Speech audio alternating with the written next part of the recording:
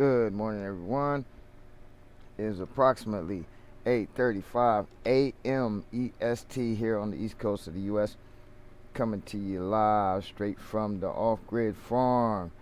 We are off the chain. What's up, McLovin? Down here in South Carolina.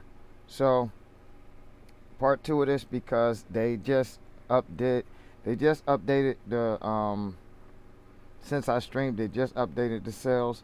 So we're gonna go over the new sales, and then I'm gonna show you guys how I changed my other hanger.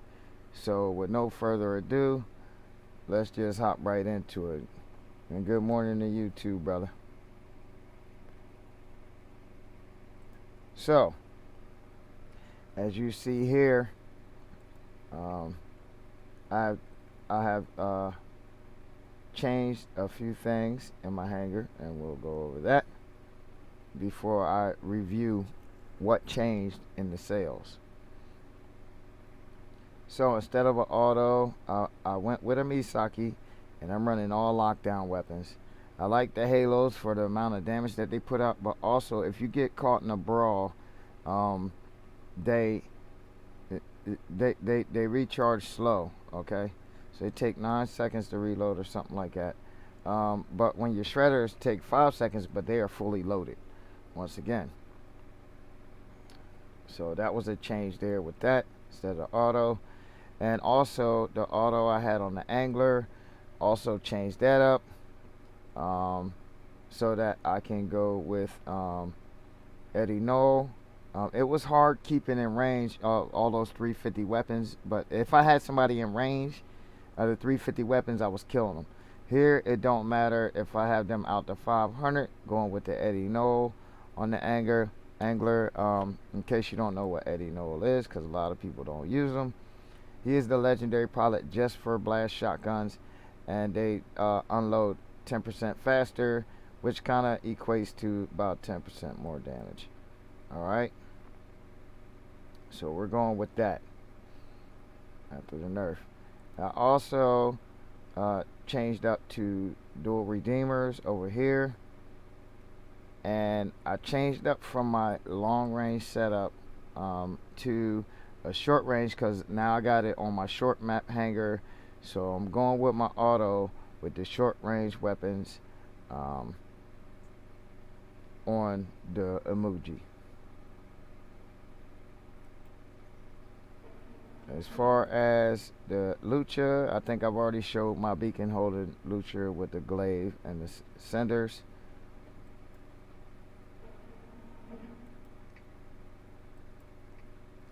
And so therefore, where the autos went from hanger 1, I mid-ranged them, because even though back in the day Leo and Fujin were excellent brawlers back in the day, nowadays they can't hold a handle. They can't hold a candle to all the new brawlers.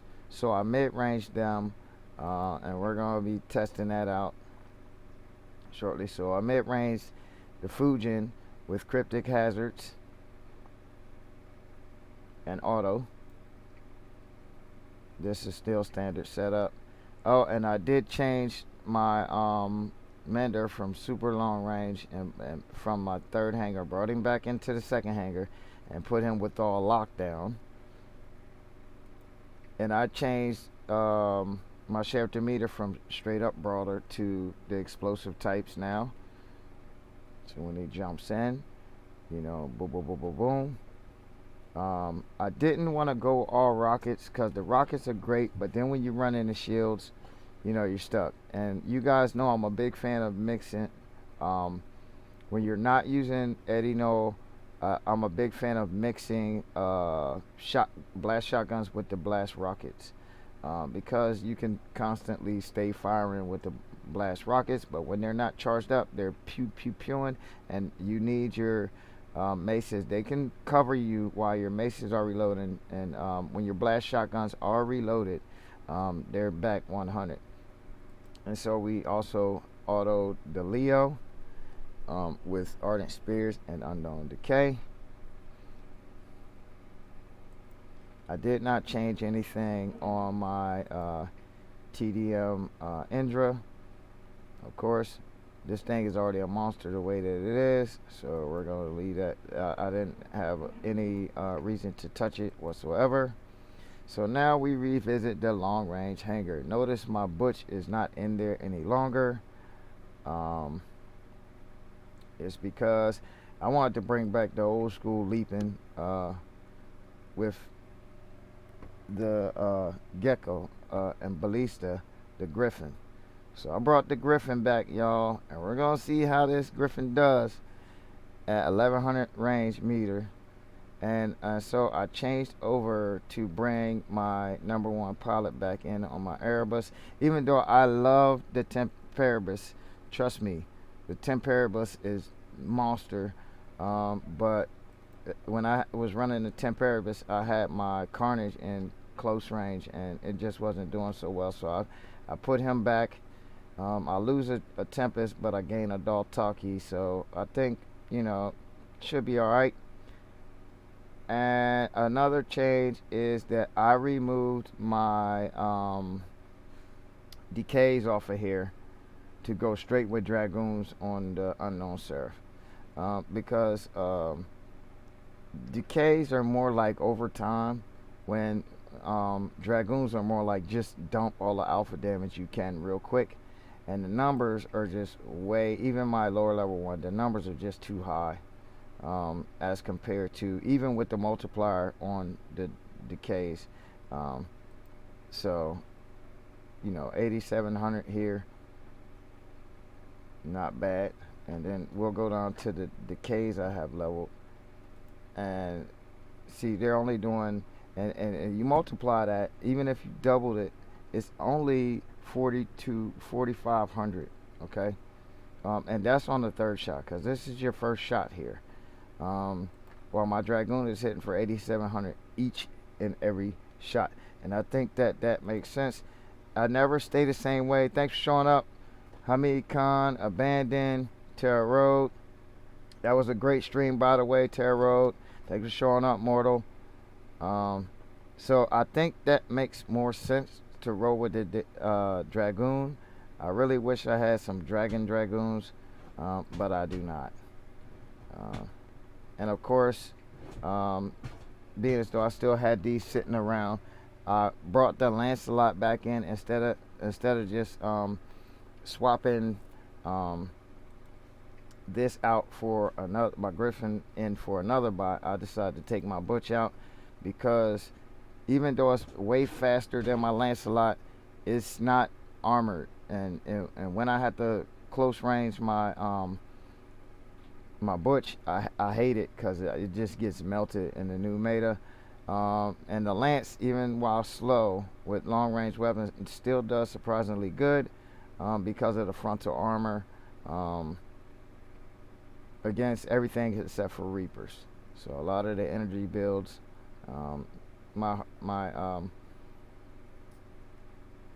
what do you call that, lightsaber Lancelot does well. So that's that. I haven't made any changes to my, sorry, okay, I haven't made any changes to my stellar thingamabobber yet, but I will be trying to get to it, because I'm trying to do it like I did my other one, and I want to put more Kistons and stuff on there and just be a bomber and hang back, be a bomber, don't get, you know, don't get involved in the fight, basically. Matter of fact, I think I will yank my lantern for it.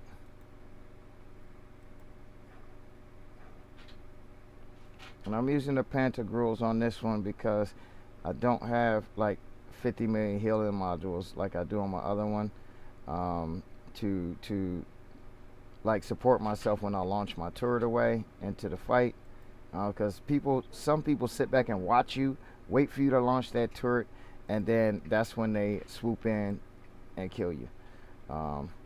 So that's that. Now let's hop into these sales and see what has changed from earlier. So these sales are the same here, but basically what has changed in the sales are let's go to equipment. Yeah, are the weapons packages. So they lowered the prices from about $11, $15, all that stuff down with the weapons packages down to just the bot packages. So if you were going to buy one of these bot packages right now, um, and people go, ooh, 350 for, unless you're a collector and need that Elders Aries, if you had a choice to buy one bot, even though the Mars is still good, if you do not have the cryptic Fenrir, this is where you want to put your 550. You want to dump it into this thing and then beast on from there, because everybody, you need to start your hanger with like one good solid tank in your hanger somewhere. And then I'd still pick the Kitsune Harpy over the Gothic Mars because it's $2 cheaper. Between the, even though it's the same price as the Aries, between the Aries and the Mars, between the Aries and the Harpy you're gonna make out better in matches like TDM or whatever, over any of the other ones. So the Mars would be a second, the Kitsune would be third, and the Elders Aries would be fourth out of those deals that just popped up. And here's another one that just popped up. No, this is an old one, I think. Okay, here's another new one.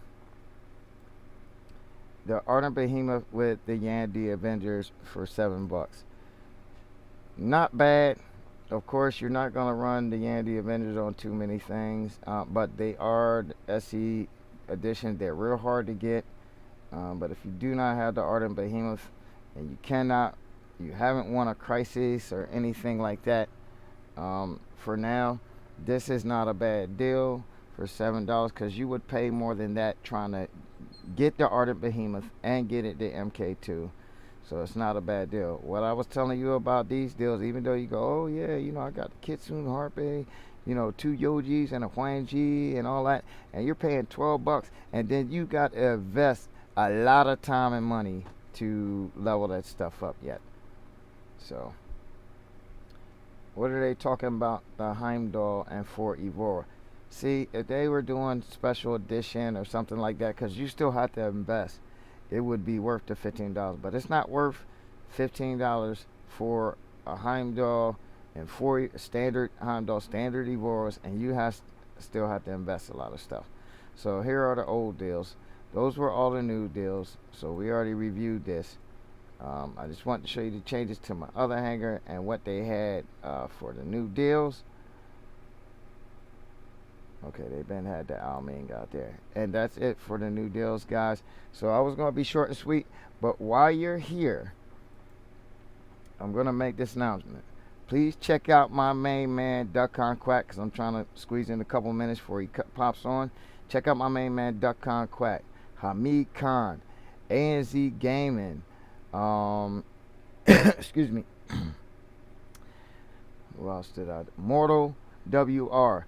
Please go to their channels, check it out, leave a like, and if you are digging the content that they are putting out, please subscribe to their channel. And I ain't forget about your Terra Road. I'll save the sweetest for last. So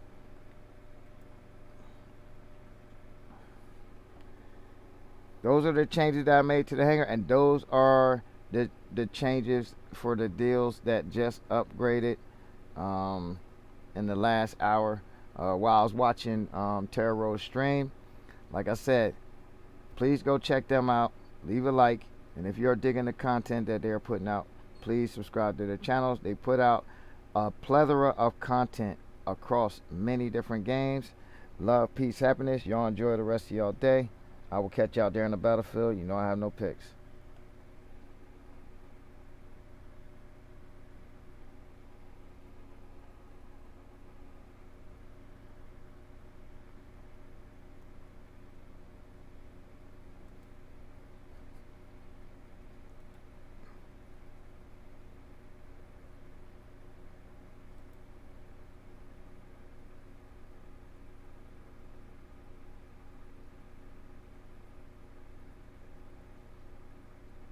watching this. Y'all enjoy the rest of y'all day.